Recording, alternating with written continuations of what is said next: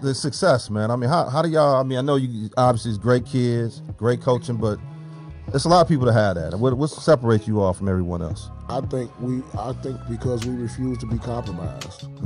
Like that. It's a lot of people kind of want in. Right. You know, they follow the talent, kind of follow the kids, and that's cool. But we are going to do it. It's a template that we all been brought up on. The reason why I think King is special is because 75% of our coaching staff played there. That's right. It's sweat equity. I put a post on Facebook about 2 years ago. I said the reason why we do what we do because it means more to us because we helped build it. Yeah. Hit squad. Yeah, my father coached there for 32 years. Right. Wow. I was the ball boy there in '84 when Darnell Dickinson was playing. I remember Darnell. Yeah. Pittsburgh, University of Pittsburgh. Yeah. Right. Man. Them all my big brothers. I seen Deion Johnson lose to Muskegon in '89. I was on the sideline. I was in 8th grade. So I think we put a little bit more into it because we helped build it. It means more to us. Coach Lynn's my godfather, you know. Right. Harvell used to come watch me play basketball in the 6th grade. You know, I was raised by these guys. So I think we refuse to be compromised, and we do it together. And this year was something else because honestly, this year was kind of a disappointment because we thought we had the 2015 team, and we lost some key pieces. Right. Yeah. We thought this was 14-0, top 20 in the nation, no doubt. Come and get it, whoever wanted. Right. And we ended up having to play some young kids who we weren't expecting to play this year. Okay. To take the place of some pieces that ended up leaving. Right. And it was a little disappointing, but we kept we lost. We lost in the offseason last year. But I get it. They don't hand out trophies in the offseason though, cause right. I get it. Oh, we lost bad in the offseason. Oh man, why they do this? And this kid don't have it. We lost bad in the offseason. They don't hand out trophies in the offseason. Right. We won in November. Wow.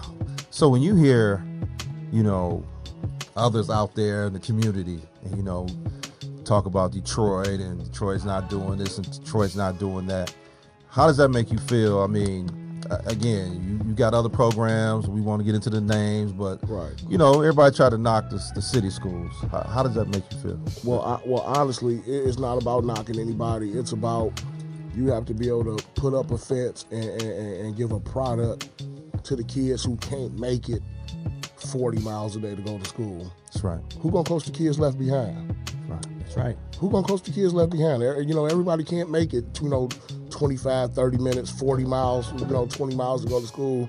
And somebody got to coach the kids left behind. It's our city. We love to brag on the city when it's doing good. No doubt. But, from a football standpoint, it seems like it's a rush to come in and pull every adequate resource out of there from an athletic standpoint. So I don't see a whole lot of bad kids being bussed out to the suburbs.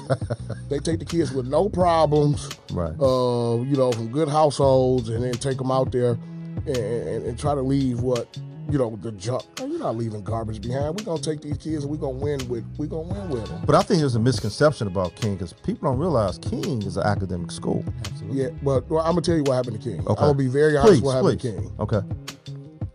When all of those schools closed in 2007, it was the gift and the curse because we ended up adding some talent that year and got our first state championship, right? Right. Okay, that's the gift. The curse was we also added about 1,000 knuckleheads who had no business in King. Understood. Right. Understood. So you get a kid, Murray Wright closed. Okay. Northern closed. Yeah. You tell a kid from Murray Wright you can go to Central, you can go to King. Where they going? King. You tell a kid from Kettering you can go to Pershing, you go to King. King. Okay. Right. And that's what happened. Okay. And it probably took a full decade to filter out some of the stuff that came in. Right. And now it's back on the upward. It's back projecting upwards to where it was back in the day when I went there. Okay. So you go to King now, less than 1,100 kids. Right. Hallways look like Lean on Me after they cleaned it up. Okay. Wow. Yeah, so I mean that's really the truth about it. They protected Cass and Renaissance, they didn't protect King when all the schools closed. And that's the honest to God truth. Mm-hmm. Wow. All I can say is I've been knowing TP for years, man, and I know they had done a wonderful job at King with what they have. And every year, everybody outside want to be inside, and they know what I'm talking about. No doubt. We know a lot of kids that want to transfer. King do the family thing. They make sure the kids go where? To college. Yep. When you get in trouble or anything jump off, who can you call? You can call Coach Spencer and call TP Right. anytime because they know what type of kid they have. And what I see from outside is that fence or protecting the Detroit King kids, and they done a phenomenal job. And that's why you guys that's why he does. I'm telling you, Coach called me and said, "What do you know about Mara? What do you know about Finn?" I said, "I know they're a good football player, but I tell you what you can do. You can call Coach TP and he'll tell you what you need to do." And I can tell you from football standpoint, I know they're good kids.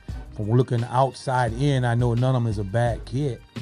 You know, I hear stories on certain kids, but I know TP and them gonna handle it. And they did a good job. It's just good And they support. I mean, the way you guys, because I remember, you know, one of my favorites, Jalen Emery. I mean, you would get in the car, taking them down, driving them to Iowa. And, I mean, and a lot of suburban schools honestly don't do that. Yeah, and it is, and what I do is not for a pat on the back. What me and Spence and all the staff do, it's not for a pat on the back.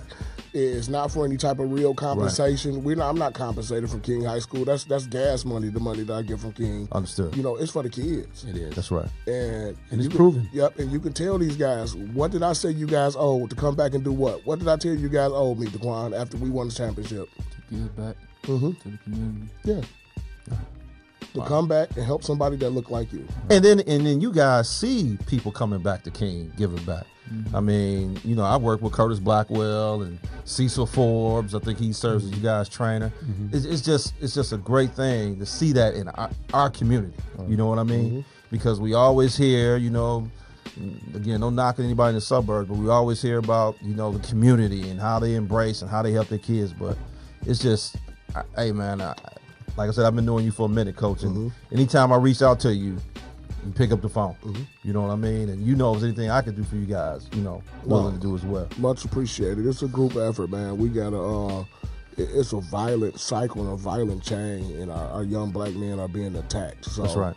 It's a little bit bigger than football. That's why, you know, even if it is suburbs, I'm competitive. So I want to, you know, get as many talented kids and beat anybody who I possibly can. But ultimately, we all in it for the same goal. To help these kids have an opportunity to get up out of here and make something of themselves, be great fathers, be great husbands. So the football thing is one thing, but anybody who's fighting this fight that I'm fighting, I salute you and I'm with you. You know, now we gonna compete on the football field. Now I'm not gonna like you that day. That's right. But anybody who's trying to help these young men, that's what we need. We need more guys. All the models of success are gone in the inner city. So you can't tell them to go to college to get a job because they don't see what those guys look like. That's right. That's why we got to keep coming around these young men. They got to see what their model of success look like. They don't have to look like the dope man every time. No doubt. I got all that stuff, all the materials that don't mean anything, and sometimes I get it just so the kids can see it that you can get it legally. That's right. You know. That's right. So it's all good. We're gonna keep moving forward, man. I'm keep trying to retire. They won't accept my resignation, and all these kids keep coming into the building, man. So I guess we keep moving forward, man. We're gonna be really, really, really good. We find anybody. If the quarterback can do anything next year, we're gonna be really good.